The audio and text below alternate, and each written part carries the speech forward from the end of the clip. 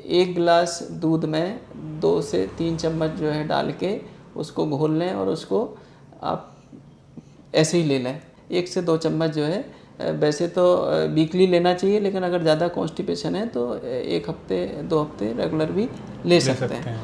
Fast food नहीं खाते, कोई कार्बोनेटेड ड्रिंक्स नहीं पीते, रेगुलर एक्सरसाइज करते हैं, उनको भी कॉन्स्टिपेशन है आज के समय में। नमस्कार दोस्तों, मैं हूं हिमांशु भट्ट। आजकल हमारी खराब लाइफस्टाइल की वजह से ज़्यादातर लोगों का पेट खराब रहता है या उन्हें कॉन्स्टिपेशन रहता है, जिसे आप कब्ज कहते हैं। लेकिन बहुत से लोगों को यही नहीं पता है कि पेट खराब होना किसे कहते हैं, यानी कब्ज के सिम्टम्स क्या है, कैसे पता लगाए कि हमारा पेट खराब है, कॉन्स्टिपेशन है या कब्ज है। तो दी हेल्थ शो में आज हम डॉक्टर राजीव कुरेले जी से जानेंगे कि कॉन्स्टिपेशन कैसे होता है, क्या कॉन्स्टिपेशन का कारण है, और आप बिना दवाइयों के केवल और केवल होम रेमेडीज के माध्यम से कॉन्स्टिपेशन को घर पर ही ठीक कर सकते हैं। सर, आपको मेरा प्रणाम। नमस्कार हिमांशु जी, सभी दर्शकों को मेरा नमस्कार। सर, आजकल हम देख रहे हैं ना कि कॉन्स्टिपेशन बहुत कॉमन है। शायद 5 में से 4 लोगों का तो पेट खराब ही रहता है, यानी उन्हें कब्ज रहता है, लेकिन उन्हें पता नहीं होता।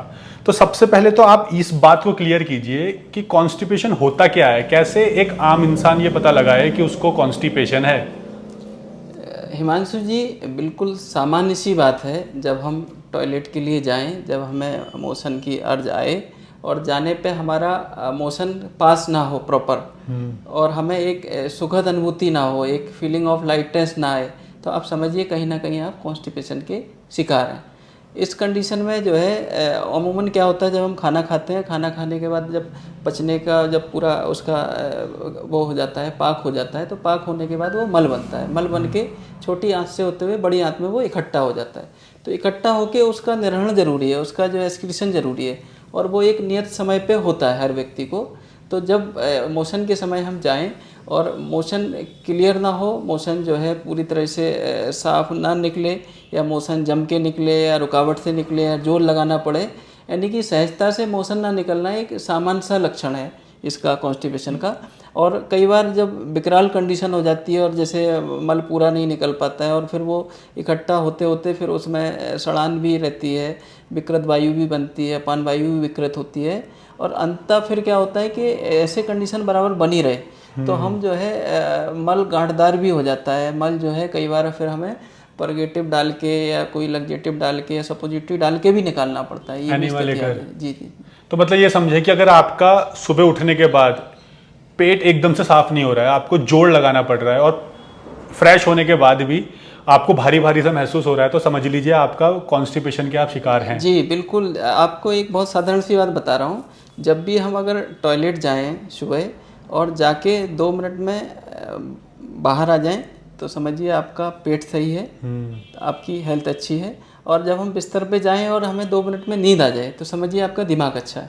तो पेट, गट और माइंड, आपका जो दिमाग है, साइकी है, ये दोनों जब बैलेंस सही रहते हैं तभी व्यक्ति कंप्लीट स्वस्थ रहता है। और हम कह सकते हैं कि हमारी गट की हेल्थ हमारे माइंड को भी इफेक्ट तो करती अगर है। किसी का पेट साफ नहीं हो रहा है और बार बार जाने की अनुभूति हो रही, वो भी कॉन्स्टिपेशन है। जी। तो सर, कॉन्स्टिपेशन तो ये है, लेकिन कॉन्स्टिपेशन का कारण क्या है? क्योंकि वैसे तो हर इंसान का कॉन्स्टिपेशन का कारण अलग अलग होता है, लेकिन अगर जनरल टर्म में हम समझना चाहें कि आजकल इतना ज़्यादा कॉन्स्टिपेशन क्यों हो रहा है लोगों को। देखिए, सबसे बड़ा कारण तो हमारी लाइफस्टाइल है, जीवन पद्धति है, हमारा तनाव है, हमारी कार्यों की अनियमितता है।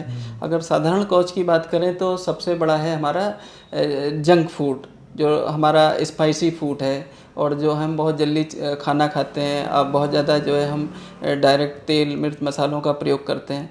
तो खाना एक कारण है, इसके अलावा कई सारे और भी सेकेंडरी कॉज हैं, जैसे मेटाबॉलिक कॉज है, जैसे नर्वस कॉज है, जैसे हमारे जो है विभिन्न प्रकार के कुछ ड्रग रिलेटेड भी होते हैं, जैसे ओपाइड इत्यादि कुछ हम एनाल्जेसिक लेते हैं या कुछ और सप्लीमेंट लेते हैं, तो उससे भी कॉन्स्टिपेशन होता है। दवाइयों की वजह से भी कई बार बीमारियों का भी लक्षण होता है, जैसे हाइपोथायराइडिज्म की कंडीशन में हमें जो है डिप्रेशन और कॉन्स्टिपेशन, ये और मूड एडिटेशन और पफीनेस, ये लक्षण आते हैं। तो कहीं ना कहीं बहुत सारी बीमारियां भी इसके कारण होते हैं। और कई बार जो है जब हमारे फूड खान पान में जब हम फाइबर्स का प्रयोग नहीं करते हैं, सलाद का ज़्यादा प्रयोग नहीं करते हैं, कई बार पानी की कमी भी एक कारण होता है। अच्छा। तो पानी अगर आप पर्याप्त नहीं ले रहे हैं तो समझिए कॉन्स्टिपेशन की तरफ आप जा रहे हैं। अगर सर शॉर्ट में समझे तो जंक फूड, यस, बीमारियां, बीमारियां, और आजकल जो सब में सबसे ज़्यादा देखा जा रहा है वो तो जंक फूड है, और दवाइयों का सेवन। हाँ, जो हम दवाइयाँ ऐसी खाते रहते हैं उनसे भी कॉन्स्टिपेशन सबसे होता है। महत्वपूर्ण है स्ट्रेस, तनाव।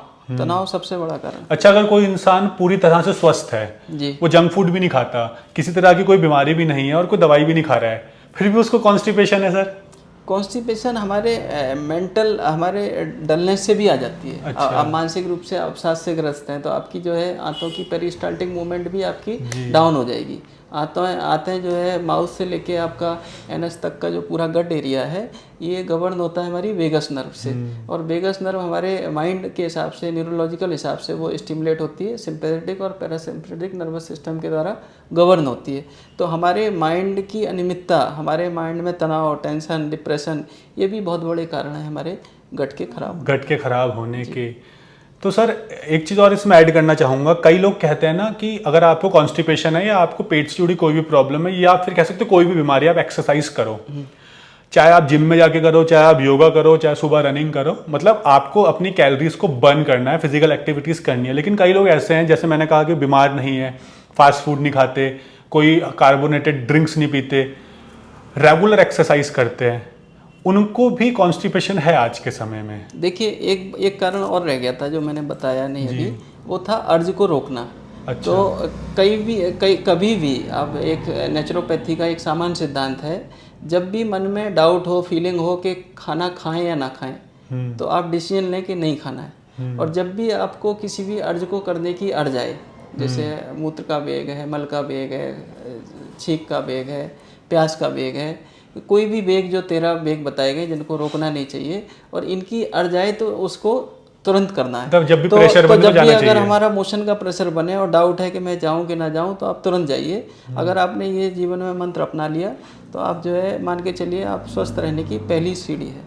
सर ये तो हो गया कॉन्स्टिपेशन क्या होता है और कॉन्स्टिपेशन का कारण जी। अब किसी और बात को किए बिना हम डायरेक्ट आते हैं कि होम रेमेडीज क्या है, क्योंकि हम चाहते हैं कि जैसा आपने बताया कि हम जब अननेसेसरली दवाइयाँ खाते हैं तो भी कॉन्स्टिपेशन होता है। अब कोई इंसान बीमार है, दवाई खा रहा है, वो भी कई बार कॉन्स्टिपेशन का कारण बनती है, क्योंकि डोसेज ज़्यादा हो जाती है, पेट पे खाना पच नहीं पाता ठीक से। अब होम रेमेडीज क्या हो सकती है, घरेलू नुस्खे आयुर्वेद के माध्यम से हम कैसे कब्ज को ठीक करें, अपने पेट को साफ करें? देखिए, अगर किसी व्यक्ति डॉक्टर के पास जाएगा तो कुछ प्रचलित औषधियाँ हैं, उनके बारे में बताना चाहता हूँ। जैसे कि हमारे यहाँ हरित की चूर्ण है, हरित की घर में भी सहजता से पंसारी की दुकान पे ला सकते हैं। तो आपने कुछ नहीं करना है, आपको कब्ज की अनुभूति हो रही तो सबसे पहले आप खूब पानी पीजिए, प्लेंटी ऑफ वाटर।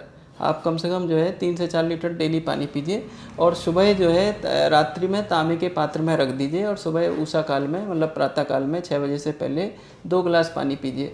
आप देखिए, ये ऐसी होम रेमेडी है कि इसमें आपने कुछ नहीं करना, आपकी पूरी बॉडी डिटॉक्स होगी, पेट साफ होगा, चेहरे पे रंगत आएगी और दिमाग अच्छा रहेगा। क्योंकि जब भी पेट साफ होता है तो माइंड हमेशा खुश रहता है। सर इसमें आपको बीच में रोक रहा हूँ, उसके लिए माफी चाहूंगा। आपने पानी की बात की, क्या ठंडा पानी अगर कोई पीता है, क्योंकि गर्मियों में देखा है ना फ्रिज वाला ठंडा पानी लोग पीते हैं, तो क्या अगर कोई फ्रिज वाला ठंडा पानी पिएगा तो क्या उसको कॉन्स्टिपेशन हो सकता है? बिल्कुल हो सकता है, और ठंडे पानी को अवॉइड करना चाहिए। हार्ट रोग भी करता है और कई सारे और भी, मोटापा भी करता है, और ठंडा पानी तो सारी व्याधियों की जड़ है। तो कई आयुर्वेद में जो है उष्णोदक के बारे में लिखा है, उषा काल के बारे में लिखा है। इसके अतिरिक्त जो है हरित की चूर्ण जो सब जगह मिल जाता है, टर्नरेलिया चैबुला, उसको 1 चम्मच ले लें, रात में सोते समय 1 से 2 चम्मच तक ले सकते हैं। और हरितकी की सबसे बड़ी विशेषता ये है, हरितकी के बारे में ये लिखा है कि सारे औषधियों की ये श्रेष्ठ है, अग्रणी है, अच्छा। माता है, और जो है हमें पोषण करती है, हमारे पेट को अच्छा रखती है, वायु को अनुलोमन करती है, और सबसे बड़ी बात ये रसायनम है। सर हरित की चूर्ण को किस तरीके से लेना चाहिए? हरित की चूर्ण को सामान्य रूप से, अगर बहुत ज़्यादा हमारे पास वैद्य की निगरानी नहीं है, तो हमने 1 से 2 चम्मच पानी के साथ रात्रि में सोते समय लेना चाहिए। इसके अतिरिक्त हमारे यहाँ अलग से भाव प्रकाश ने लिखा, लवणेन कफम हन्ति, यानी कि अगर कफ ज़्यादा हो, बॉडी में हैवीनेस ज़्यादा हो, तो उसको सॉल्ट के साथ लेना चाहिए। और अगर पित्त ज़्यादा हो तो चीनी के साथ लेना चाहिए। अच्छा। और अगर जो है वायु ज़्यादा है तो अपने पित्त घी के साथ लेना चाहिए। सर अगर इसमें चीनी आपने बताया, आयुर्वेद में तो व्हाइट शुगर का मेंशन ही नहीं है, तो ये कौन से वाला मीठा है? सिता माने शर्करा, सिता जो मिश्री है, मिश्री है, मतलब धागे वाली मिश्री जिसे कहते हैं। तो सामान्य रूप से आप जो है पानी के साथ ले सकते हैं। इसके अतिरिक्त आप जो है त्रिफला चूर्ण आता है, त्रिफला जो है मोस्ट कॉमनली रेडीली औषधि है आयुर्वेद में, जिसको हर घर में लोग यूज करते हैं, जानते हैं। इसको आप 1 से 2 चम्मच ले सकते हैं। फिर और इनके कॉम्बिनेशन है, जैसे पंचसकार चूर्ण, षटसकार चूर्ण। इसके अलावा जो है कुछ काढ़े हैं, जैसे कि फल त्रिकादि काढ़ा, जो सामान्य रूप से वैसे लिवर के लिए होता है, लेकिन इसको पीने से मोटापा भी कम होता है, लिवर भी ठीक रहता है, कॉन्स्टिपेशन भी आराम मिलता है। और कई सारी और भी घरेलू नुस्खे हो सकते हैं, जैसे आपने रात्रि में एरंड का तेल आप ले सकते हैं। एरंड का तेल 1 चम्मच जो है दूध में डाल के ले सकते हैं, या उसको पी के ऊपर से दूध पी सकते हैं। 1 से 2 चम्मच जो है वैसे तो वीकली लेना चाहिए, लेकिन अगर ज़्यादा कॉन्स्टिपेशन है तो 1 हफ्ते 2 हफ्ते रेगुलर भी ले सकते हैं। और इससे बहुत ही अच्छा परगेटिव होता है, बस एरंड का तेल असली होना चाहिए, है खुद का प्रयोग। इसके अतिरिक्त जो है और भी घरेलू उपाय हैं, जैसे कि इसबगोल। इसबगोल को 1 गिलास दूध में 2 से 3 चम्मच जो है डाल के उसको घोल लें, और उसको आप ऐसे ही ले लें, और उसको ज़्यादा देर तक रखेंगे तो जम के गाढ़ा हो जाता है, तो फिर पिया नहीं जाता है। तो आपको अगर दूध से एलर्जी है तो उसमें आप जो है पानी में घोल सकते हैं। और इसमें जो है इसके अतिरिक्त और भी एक घरेलू उपचार है, जिसमें मुनक्का जिसे कहते हैं, द्राक्षा, विटिस वेनिफेरा। तो ये द्राक्षा बहुत ही अच्छा पोषक भी होता है और आंतों को लुब्रिकेट करता है, आंतों के लिए बहुत ही सौम्य होता है, तो उसको आप ले सकते हैं। और सबसे बड़ी बात यह है कि इसमें जो है जो दूध में चीनी के बदले आप मुनक्का पका लें और उसी को पी लें, तो दूध मीठा भी हो जाएगा, पोषक भी हो जाएगा, बल भी हो जाएगा, ताकत भी। कितना पकाना है सर दूध मुनक्का? कम से कम 5 से 8 मुनक्के डालने चाहिए, तब पूरी मिठास भी आती है और आंतों में लुब्रिकेशन भी होता है जी।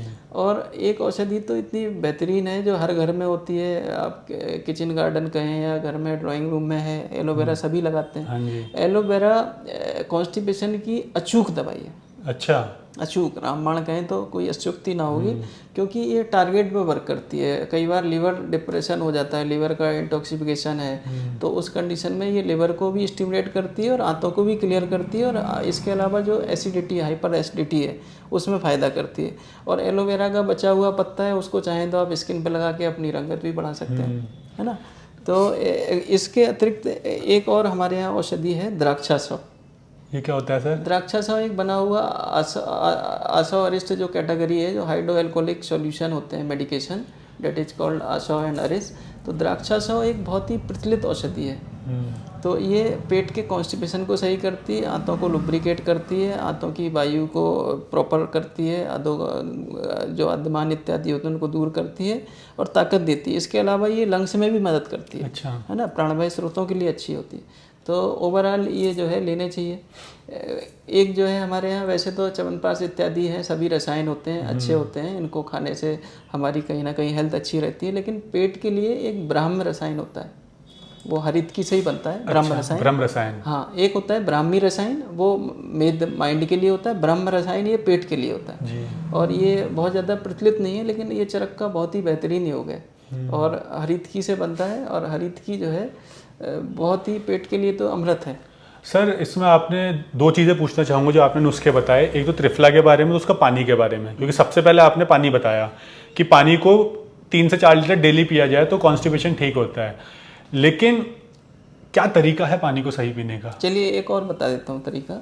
आप जो है रात्रि में एक काम ये कर सकते हैं, त्रिफला को जो है कूट के रख लें, पाउडर ना बनाएं, उसको कोर्स पाउडर कर लें, इमाम दस्ते से कूट लें, और उसको जो है दरदरा जिसे कहना चाहिए जौकूट पाउडर रख लें, और 2 चम्मच 1 गिलास पानी में आप रात में भिगो के डाल दें, और उसमें 2 चम्मच धनिया डाल दें। अच्छा, तो ये पेट भी साफ करेगा, पेट की गर्मी भी दूर करेगा, और किसी को अगर कॉन्स्टिपेशन तो है ही है, इसके अलावा पाइल्स वाले मरीज भी, उनके लिए बहुत सूट करता है। मतलब 1 गिलास पानी में 2 चम्मच त्रिफला और 1 चम्मच धनिया, यस, और सुबह पीना है उसे खाली पेट। और अगर किसी को अगर जो है बवासीर की प्रॉब्लम हो और साथ में ब्लड भी आता हो, तो उसमें आधी चम्मच नाग केसर और डाल लें। अच्छा, नाग केसर, हाँ, नहीं तो अगर सिंपल बवासीर है तो आप उसके लिए बेहतरीन औषधि है। और सर कई लोग कहते हैं कि सुबह त्रिफला लेना सही है या गलत है, और सुबह किस तरह से ले?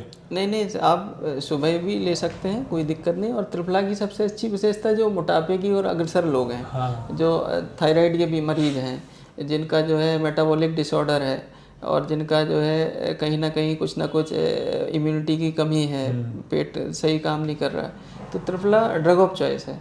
आप जो है त्रिफला लीजिए। ये शोथर भी होती है, मेधर भी होती है, और रसायन है, बॉडी को जो है लंबे समय तक स्वस्थ रखने में मदद करती है। सर त्रिफला क्या रात को सोने से पहले भी ले सकते हैं? हाँ, ले सकते हैं, रात में 1 से 2 चम्मच ले सकते हैं। और त्रिफला के मार्केट में कैप्सूल भी आते हैं, कुछ औषधियाँ भी हैं, जैसे त्रिफला गुगलू आता है। हाँ, मतलब कि कुछ लोगों को त्रिफला का चूरन पसंद नहीं है, चूर्ण, क्योंकि बहुत स्वाद अच्छा नहीं होता, लोगों को पसंद नहीं आता, तो वो त्रिफला की टैबलेट्स ले सकते हैं। टैबलेट आती है, त्रिफला के कैप्सूल आते हैं, त्रिफला घनवटी, त्रिफला घनबटी आती है। इसके अलावा जो है त्रिफला को आप कई योगों में गुगलू, जैसे त्रिफला गुगलू बहुत फेमस है। सर एक चीज़ पूछना चाहूँगा कि क्या अजवाइन और जीरा कॉन्स्टिपेशन में लाभदायक हो सकते हैं? बिल्कुल होते हैं, ये लिवर को स्टिमुलेट करते हैं, पाचन दीपन पाचन होते हैं, तो दीपन पाचन औषधियाँ पेट के जो है पेरिस्टाल्टिक मूवमेंट को भी अच्छा रखती हैं, आद्यमान जो अधोवायु है उसके भी गमन को प्रॉपर रखती हैं। तो जीरा जो है, जब कभी मोटापा हो तो जीरा बहुत अच्छा रहता है। और एक औषधि और है, जब किसी को भूख नहीं लगती है तो एक आयुर्वेद में जीरका दृष्ट है। जीरका दृष्ट, हाँ, जो बहुत ही जीरे से बनता है। और इसके अलावा अजवाइन का गुण क्या होता है, ये एंटी क्रैम्प होता है, जो कोलिक पेन होता है, एब्डोमिनल पेन होता है, उसमें काम आता है। अच्छा, पेट दर्द में अजवाइन। हाँ, तो अगर कभी किसी में पेट में कोलिक दर्द भी हो रहा है और कॉन्स्टिपेशन भी है, तो अजवाइन तो ड्रग ऑफ चॉइस है। जी सर, कई बार देखा गया है ना कि जब कॉन्स्टिपेशन होता है, तो अगर जैसे हमने भी इस बात को अनुभव किया है कि अगर आपको कॉन्स्टिपेशन है, कब्ज है कभी, उस टाइम पे आप गाजर या चुकंदर का जूस पी लीजिए या गाजर चुकंदर खा लीजिए, तो पेट साफ हो जाता है। देखिए, पेट साफ के लिए इससे बेटर ऑप्शन ये है, जूस से बेटर ऑप्शन ये है कि आप जो है डायरेक्ट रॉ फॉर्म में खाएं। गाजर चुकंदर, जितनी हम जो है सलाद की प्लेट अगर जितनी छोटी होती है, उसको हमें मेन प्लेट बना देनी चाहिए, और जो सलाद की जो छोटी प्लेट है उसको हमने सब खाने को कर देना चाहिए, मतलब रिवर्स करना है खाने में। तो जब सलाद से ही आप पेट भरेंगे 50%, देखिए। और अगर फिर भी कॉन्स्टिपेशन सही नहीं होता है, तो आप जो है आटा मोटा कर दीजिए। आटे को जो है, कोदो अनाज है, मिक्स ग्रेन है, जो नए नए कोदो अनाज आ रहे हैं, रागी है, मड़ुआ है, इनको उत्तराखंड का मिलेट्स का प्रयोग करिए। और सबसे बड़ी बात यह है कि मेहनत करिए, वॉक करिए, चलिए फिरिए, घूमिए, खुश रहिए, प्रसन्न रहिए, काम में बिजी रहिए।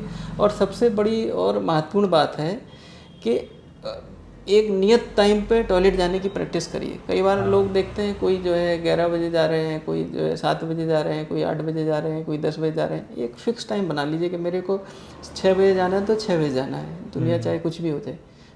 7 बजे जो भी आपका समय शेड्यूल बनता है, उसके हिसाब से आप चलिए, आपको देखिए आनंद आएगा। तो धन्यवाद सर आपका बहुत बहुत कि आपने कॉन्स्टिपेशन के कई अचूक नुस्खे हमें बताएं। तो उम्मीद करते हैं कॉन्स्टिपेशन यानी कब्ज के बारे में जो सर ने हमें इन्फॉर्मेशन दी है, आयुर्वेदिक नुस्खे, वो कॉन्स्टिपेशन को ठीक करने में, आपकी गट हेल्थ को इम्प्रूव करने में और आपके पेट को साफ करने में आपकी बहुत ज़्यादा मदद करेंगे। लेकिन अगर फिर भी आपको कॉन्स्टिपेशन ठीक नहीं होता है, तो हम यही कहेंगे कि आप एक बार डॉक्टर को जरूर दिखाएं, क्योंकि आपको भी नहीं पता कि हेल्थ इशू किस वजह से हो रहा है कॉन्स्टिपेशन का। तो डॉक्टर को दिखाएं ताकि आपको बिल्कुल सही रीज़न पता चल जाए, और उसके अलावा आप ये होम रेमेडीज़ को अपने लाइफ में इंप्लीमेंट कर सकते हैं। लेकिन ज़रूरी नहीं है सारी चीज़ें हर इंसान को सूट करे। जैसे कई लोग बोलते हैं कि हमें सूट नहीं करती हैं, तो हर इंसान की बॉडी अलग अलग चीज़ों को लेकर अलग अलग तरीके से रिएक्ट करती है। तो सबसे अच्छा रहेगा कि डॉक्टर से कंसल्ट जरूर करें, क्योंकि होम रेमेडीज़ आपकी मदद कर सकती है बीमारी को ठीक करने में। लेकिन आप ये मत सोच के बैठिएगा कि इसी से आपको ठीक होना है, तो इसलिए डॉक्टर को दिखाना बहुत ज़रूरी है। अगर आपके कोई क्वेश्चंस है तो नीचे कमेंट सेक्शन में आप पूछ सकते हैं। हम कोशिश करेंगे सर के माध्यम से और डॉक्टर्स के माध्यम से आपकी प्रॉब्लम का सॉल्यूशन आपको दें। और अगर आप सर से कांटेक्ट करना चाहते हैं तो सर की कांटेक्ट डिटेल्स नीचे डिस्क्रिप्शन और पिन कमेंट में आपको मिल जाएगी, वहाँ से आप सर से कांटेक्ट कर सकते हैं। धन्यवाद।